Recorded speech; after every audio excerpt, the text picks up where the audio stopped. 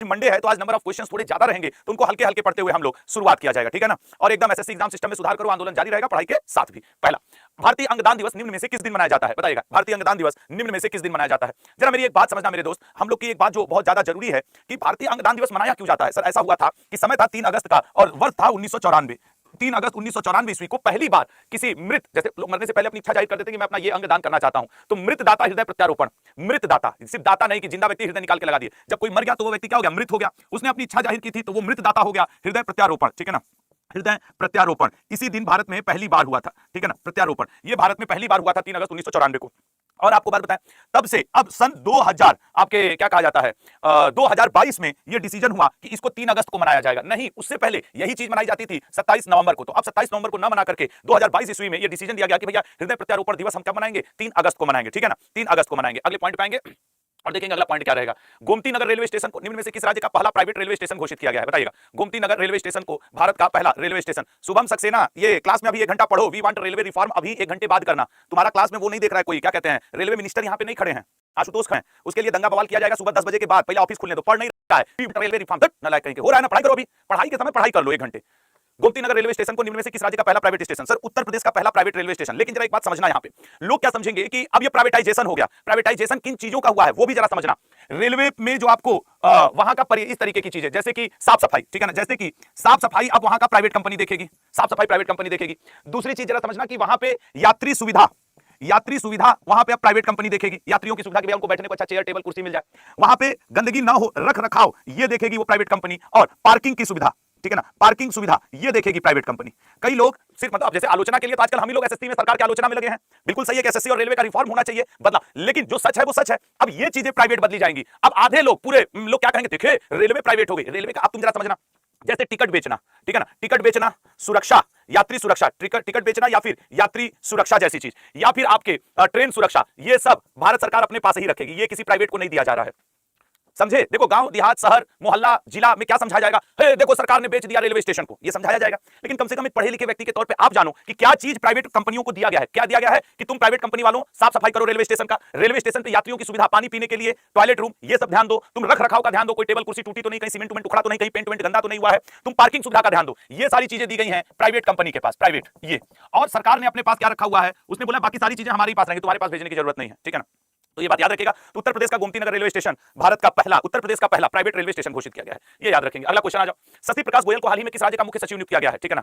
शशि प्रकाश गोयल को, मनीषा सिंह जी पहुंच जाएगी बेटा, ठीक है ना, बुक पहुंच जाएगी आपके पास। शशि प्रकाश गोयल, अगर हम लोग शशि प्रकाश गोयल जी की बात करें तो ये उत्तर प्रदेश के नए मुख्य सचिव के रूप में नियुक्त किए गए हैं। 1989 बैच के ये आईएएस अधिकारी हैं, 1989 बैच के ये आईएएस अधिकारी हैं। इससे पहले उत्तर प्रदेश के मुख्यमंत्री के ही अतिरिक्त मुख्य सचिव के रूप में कार्य कर रहे थे। इन्होंने मनोज कुमार सिंह का स्थान लिया है। किसका स्थान लिया है, मनोज कुमार सिंह, मनोज कुमार सिंह का स्थान लिया है। किसने, आपके शशि प्रकाश गोयल जी ने, शशि प्रकाश गोयल जी। तो अब जैसे उत्तर प्रदेश पुलिस का एग्जाम हो या कोई और एग्जाम हो, आपसे ये पूछेगा जरूर कि भाई ये बताओ मुझे कि ये किस तरीके का है, आपके क्या कहा जाता है, उत्तर प्रदेश के नए मुख्य सचिव कौन बने हैं। तो ये एक बड़ी न्यूज है, कुछ दिन बाद हो सकता है उत्तर प्रदेश पुलिस और इन सबका भी आवे तो उसमें ये किया जाएगा। अगले पॉइंट पे आएंगे। अखिल भारतीय फुटबॉल महासंघ द्वारा सीनियर पुरुष भारतीय राष्ट्रीय टीम का मुख्य कोच किसे नियुक्त किया गया।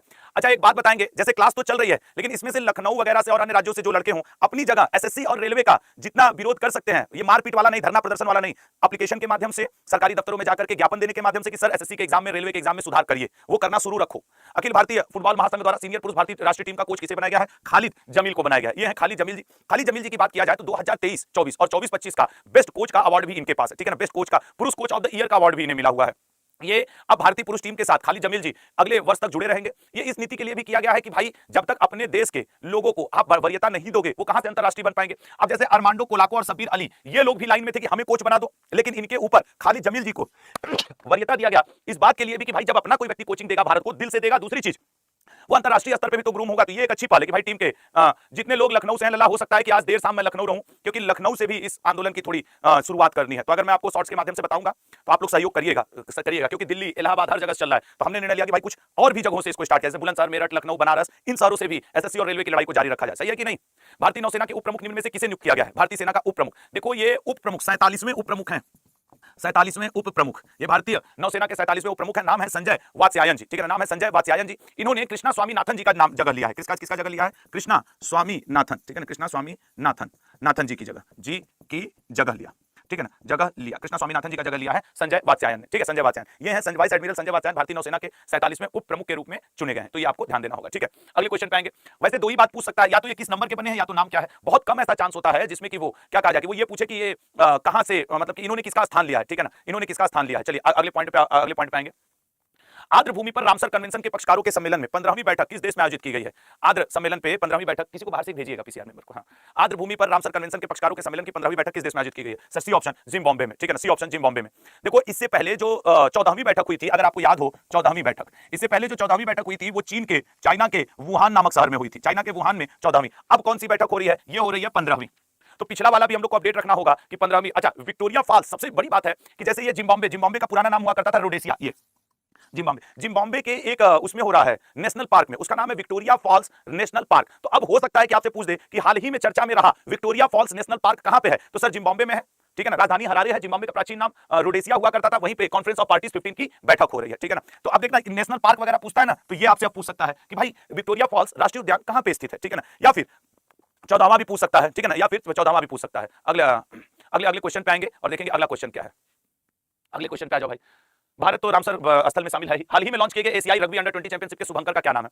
देखिए सर, एशियाई रग्बी अंडर 20 चैंपियनशिप का जो शुभंकर है उसका नाम अशोक चाचा है। अशोक एक बंदर का नाम रखा गया है, एक्चुअली बंदर कह रहा हूं, खरगोश, तेज खरगोश का नाम रखा गया है। ये एक्चुअली इट इज अ खरगोश जो कि तेजी के लिए। ये 9 से 10 अगस्त को बिहार के राजगीर में पहली बार एशिया रग्बी अंडर 20 सेवेंस का प्रतियोगिता हो रहा है। इस सेवेंस में 8 टीम भाग लेंगी, 2 दिन ये चलेगा, बिहार में चलेगा। और ये अशोक नाम का जो इसका शुभंकर है वो बेसिकली क्या है, एक तेज खरगोश, ठीक है ना, तेज दौड़ता हुआ खरगोश है, ठीक है ना, जिसका मुख्यमंत्री नीतीश कुमार जी ने शुभंकर को लॉन्च किया है, ठीक है ना। तो ये एग्जाम और एग्जाम से रिलेटेड चीजें, मतलब कि खेल से रिलेटेड चीजें एग्जाम में ज्यादा ही रहती हैं। तो रग्बी अंडर 27 7 सदस्य 20 8 टीम के इसमें भाग लेंगे। अब देखते हैं जीतता कौन है, लेकिन उम्मीद किया जाए कि भारत जीत जाए तो ज्यादा अच्छा है। ये वो टीमें हैं, भारत, हांगकांग, चीन, संयुक्त अरब अमीरात, उज्बेकिस्तान, कजाकिस्तान, श्रीलंका, मलेशिया और नेपाल जैसे देश के लोग भी इस सारी टीम में खेलेंगे, ठीक है ना। हाल ही में किसे 43वें लोकमान्य तिलक राष्ट्रीय पुरस्कार से सम्मानित किया गया है। 43वें लोकमान्य तिलक पुरस्कार से सम्मानित किया गया है नितिन गडकरी जी को। इसमें इनको 1 लाख रुपया प्लस प्रशस्ति पत्र, ठीक है ना, प्रशस्ति पत्र दिया जाएगा, 1 लाख रुपया और प्रशस्ति पत्र दिया जाएगा, ये भी ऑप्शन, ठीक है।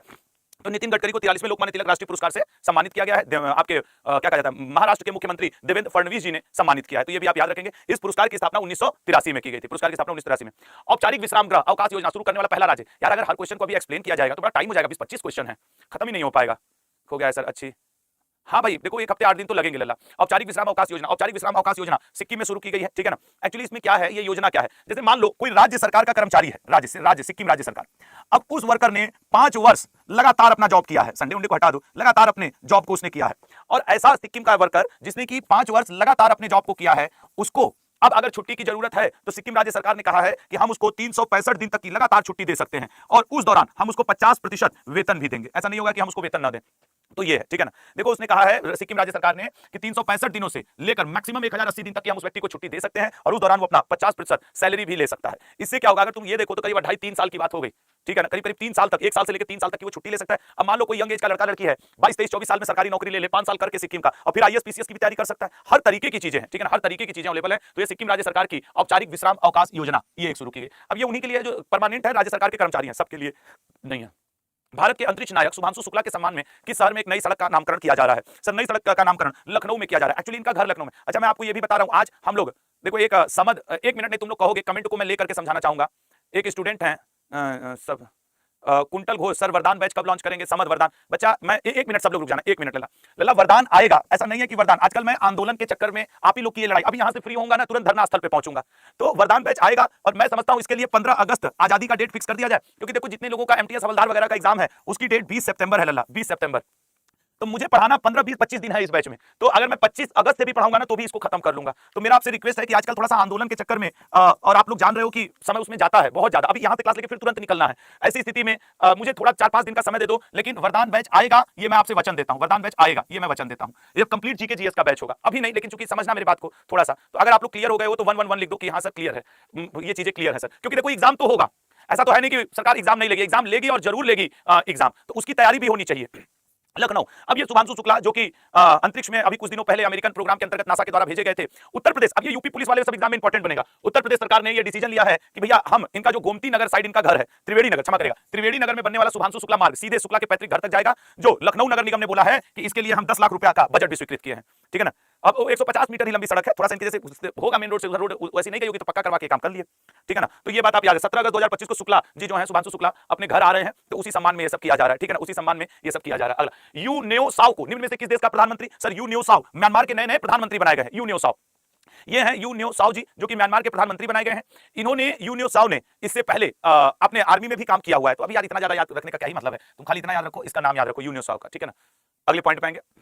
पद्मश्री पुरस्कार से सम्मानित टी एन मनोहर कौन थे, जिनका 69 वर्ष की आयु में निधन हो गया। सर टी एन मनोहर बहुत ही बड़े बैंकर हुआ करते थे, पद्मश्री से इनको सम्मानित किया गया था और 2015 से लेकर 2020 तक केनरा बैंक के गैर कार्यकारी अध्यक्ष के रूप में कार्य किया। हालांकि मैं तुमको लिख करके दे दूं, ये अपने से नहीं पूछेगा ये क्वेश्चन, बस आपकी जानकारी के लिए मैं भले बता दे रहा हूं कि टी एन मनोहर बैंकर हुआ करते थे, 69 वर्ष की आयु में इनका निधन हुआ है।